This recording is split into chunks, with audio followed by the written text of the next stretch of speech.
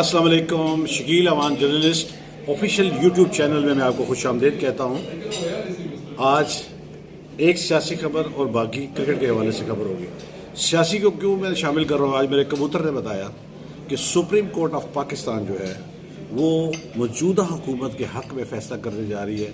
अगर आप उसको हक़ कहेंगे तो इसलिए कि अगर वो आपको जुलाई मतलब ईद उल ज़ुहा के बाद तक के वक्त दे देती है कि आप ईद के बाद इलेक्शन करा लें, तो मैं समझता हूँ कि ये मौजूदा हुकूमत की जीत है।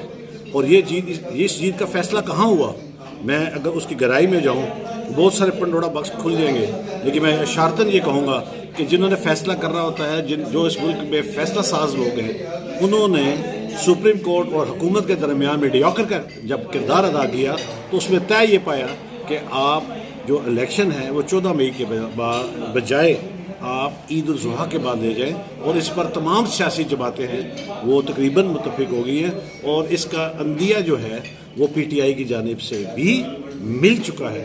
सो मेरे कबूतर का ये दावा है कि सुप्रीम कोर्ट जो फैसला करने जाएगी उसमें यह कहा जाएगा कि बादियुल नज़र में जो मुल्क के मौजूदा हालात हैं उनमें ईद उल ज़ुहा के बाद तमाम पार्टियां मिलकर इलेक्शन करा लें और इस पर हमें कोई इतराज़ नहीं होगा। तो ये होने जा रहा है, ये मेरे कबूतर का दावा है। देखते हैं कि इस पर कब अमल होता है। सियासी या मुल्की हवाले से जो बात मैंने कहनी थी कह दी, लेकिन अब एक कबूतर मेरे एक और जो खबर लाया वो ये लाया कि जिस तरह कि मैंने पिछले 2 व्लॉग पहले बता दिया था कि वज़ारत बैनुल सूबाई राब्ता अमूर ने पाकिस्तान क्रिकेट बोर्ड की मैनेजमेंट कमेटी को 2 हफ्ते की तोसी दी है। इस तोसी का इतलाक़ जो है वो 20 अप्रैल से शुरू होगा, लेकिन ये कोई ना समझे कि इसके बाद मज़ीद तोसी मिलेगी। वैसे अगर हम बात करें कि मेरी एक तवील तरीन अरसे के बाद एक प्रेस कॉन्फ्रेंस में chairman management committee Najam Sethi साहब के साथ इंटरेक्शन हुआ तो मुझे ये हैरानगी हुई है जानकर कि अब उनकी सेहत इस काबिल नहीं है। वो जिस प्रेस कॉन्फ्रेंस में जिसमें उन्होंने मिकी आर्थर को जब बुलाया और उनको हमारे सामने मुतारफ़ करवाया, उनके साथ एक तरफ हारून रशीद चीफ सेलेक्टर बैठे थे और दाएं तरफ उनके मिकी आर्थर बैठे थे। इस दौरान जो सहाफ़ी सवालात कर रहे थे वो सवालात वो सही तरह सुन भी नहीं पा रहे थे और उन्होंने 3-4 मरतबा अपने साथ बैठे हुए चीफ सेलेक्टर हारून रशीद से पूछा कि ये सवाल क्या है, ये लोग क्या पूछ रहे हैं। तो आपकी कुव्वत समात और इसके अलावा आपको देखने में भी प्रॉब्लम, चलने में भी प्रॉब्लम, अब आप ज़ईफ़ हो चुके हैं नजम सेठी साहब। अब आपको सरपरस्ती करनी चाहिए as a patriotic person of the nation.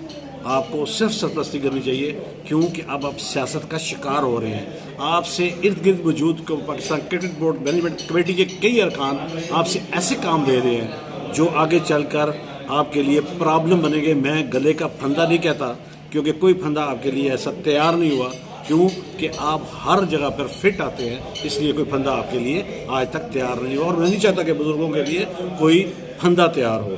तो आपके लिए प्रॉब्लम होने हैं क्योंकि जो भी तकर्रियाँ हो रही हैं पाकिस्तान क्रिकेट बोर्ड में उसमें सिर्फ एक शख्स इन्वॉल्व है और साथ आधा शख्स एक और भी इन्वॉल्व है। बाकी 1.5 शख्स जो है वो उस वक्त पाकिस्तान क्रिकेट बोर्ड को चला रहे हैं और आस्ता आस्ता जो इसकी पॉलिसियाँ हैं बहुत जल्द मैंने अपने कबूतर के ज़िम्मे लगाया है कि वो एक तहकीकाती रिपोर्ट भी मैं ला रहा हूँ कि पूरे मुल्क में जो इंतखाबात हुए हैं वो किस तरह हुए हैं और कौन लोग आगे आए हैं और इसके पीछे क्या मकासद थे, किन लोगों के क्या क्या मकासद थे।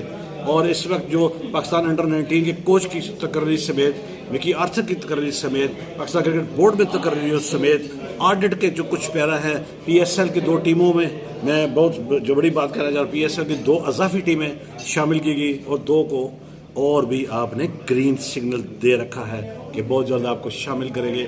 लेकिन क्या आप किसी टेंडर के बगैर, किसी कानून कायदे के बगैर किसी को शामिल कर सकते हैं? तो बहुत सारी चीज़ें जो हैं वो बहुत जल्द आमने सामने आने वाली हैं।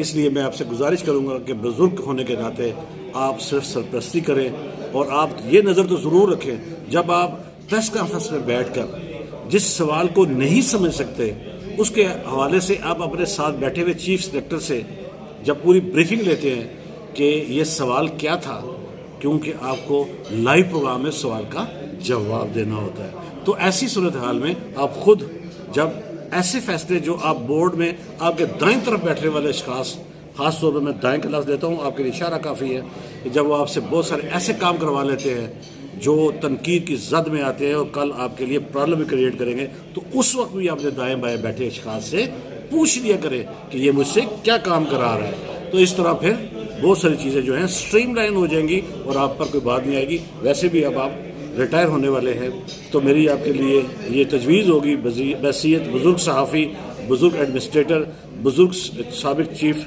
منسٹر نگران اور chairman Pakistan cricket board management committee میں آپ سے یہ گزارش کروں گا کہ آپ اپنی پریسٹیج کا خیال رکھیے.